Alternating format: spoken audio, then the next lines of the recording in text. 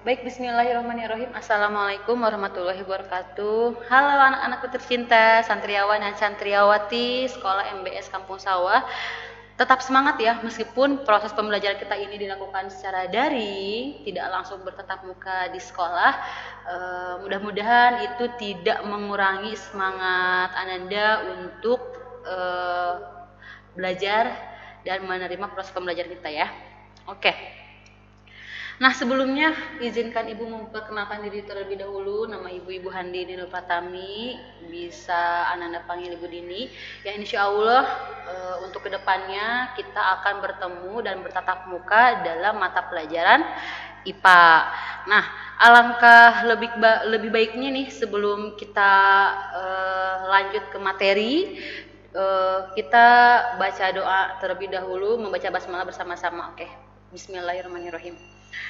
Oke, sebelum kita ke materi ini, Ibu akan memaparkan terlebih dahulu materi-materi yang akan kita pelajari selama 1 semester ke depan di kelas 9 ini. Nah, jadi pada semester 1 insya Allah nih di kelas 9 kita ada 6 materi. Yang pertama sistem reproduksi manusia, kemudian ada sistem ekskresi manusia, kemudian ada sistem reproduksi hewan dan tumbuhan, kemudian sistem koordinasi manusia, yang selanjutnya ada kelangsungan hidup makhluk hidup dan pewarisan sifat.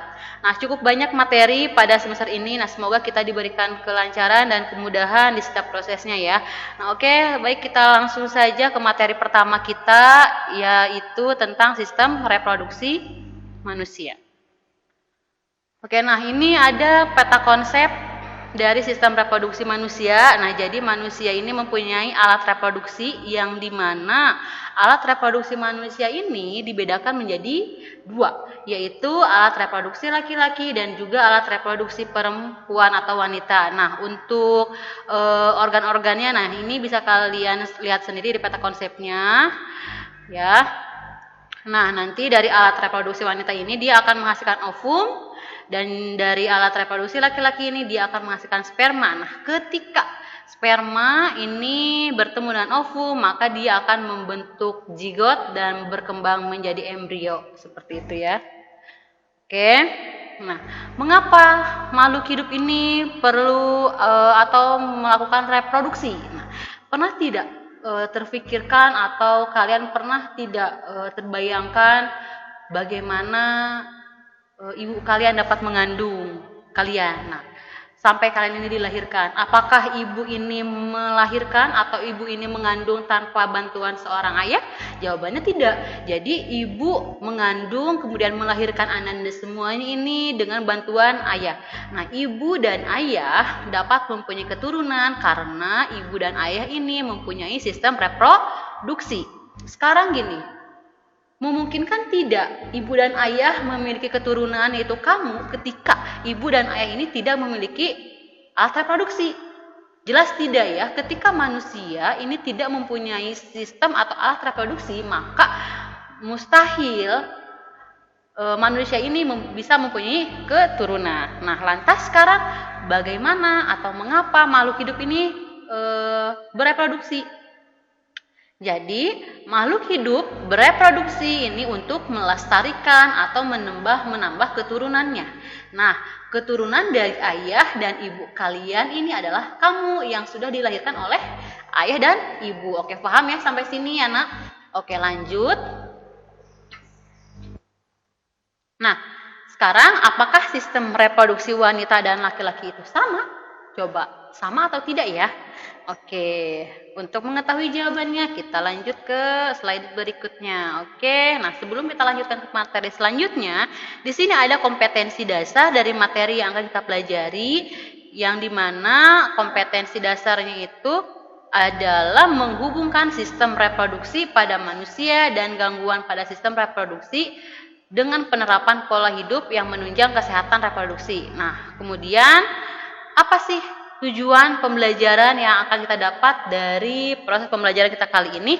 Nah, tujuannya Ananda ini diharapkan bisa mengetahui dan dapat mengidentifikasi bagian-bagian dari organ reproduksi manusia dan juga fungsinya, yang dimana pada pertemuan kita kali ini akan berfokus pada reproduksi wanita. Nah, selanjutnya tujuan dari pembelajaran kita kali ini adalah Ananda diharapkan dapat menjelaskan tahap-tahap reproduksi manusia beserta proses fertilisasi atau pembuahannya seperti itu ya. Kemudian nih, sistem reproduksi pada wanita. Oke, sistem reproduksi pada wanita ini ada yang dinamakan dengan ovarium, kemudian ada yang dinamakan dengan oviduk atau tuba falopi, kemudian ada yang dinamakan dengan uterus atau rahim, kemudian ada yang dinamakan dengan vagina. Coba kamu perhatikan gambar ini. Nah, ini adalah sistem reproduksi dari wanita, yang dimana sistem reproduksi dari wanita ini dia ada di tubuh bagian bawah. Gitu ya. Nah, di mana alat reproduksi wanita ini? Wanita ini mempunyai sepasang ovarium, di mana ovarium ini mempunyai fungsi untuk menghasilkan sel telur atau yang dinamakan dengan ovum. Kemudian ada saluran yang menghubungkan antara ovarium dengan uterus atau rahim yang dinamakan saluran telur atau disebut juga dengan tuba falopi atau juga disebut dengan oviduk. Oke ya. Jadi saluran yang menghubungkan antara ovarium dan rahim disebut dengan saluran tuba falopi. Kemudian, nah di sini ada uterus. Uterus ini adalah rahim. Yang selanjutnya alat reproduksi wanita ini ada mulut rahim dan juga vagina. Vagina ini tempat keluarnya bayi dan juga darah ketika wanita ini mengalami proses menstruasi seperti itu. Lanjut. Nah, ini susunan organ dan fungsi dari reproduksi wanita, di mana tadi sudah diketahui bahwa organ dari wanita ini ada ovarium, yang dimana fungsi dari ovarium ini adalah menghasilkan sel telur.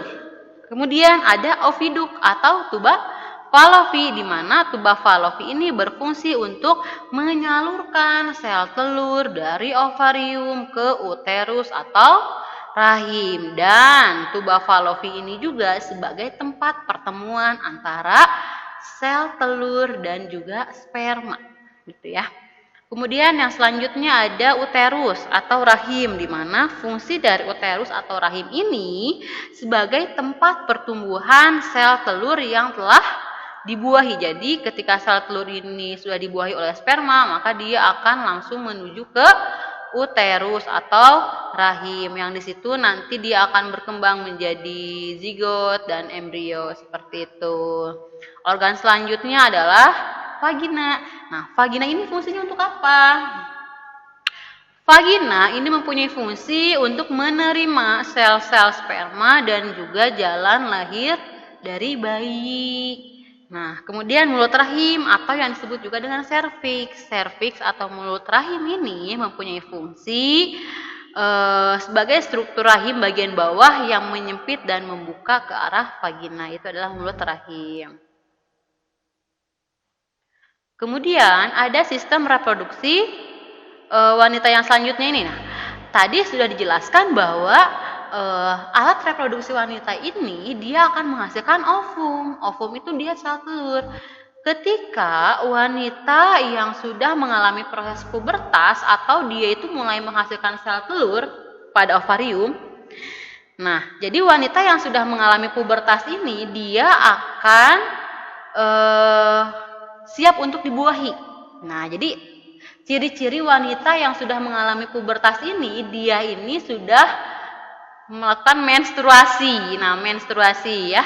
Nah, itu salah satu ciri dari wanita yang sudah mengalami pubertas. Nah, jadi ketika wanita yang sudah mengalami pubertas, dia menghasilkan sel telur yang sudah matang.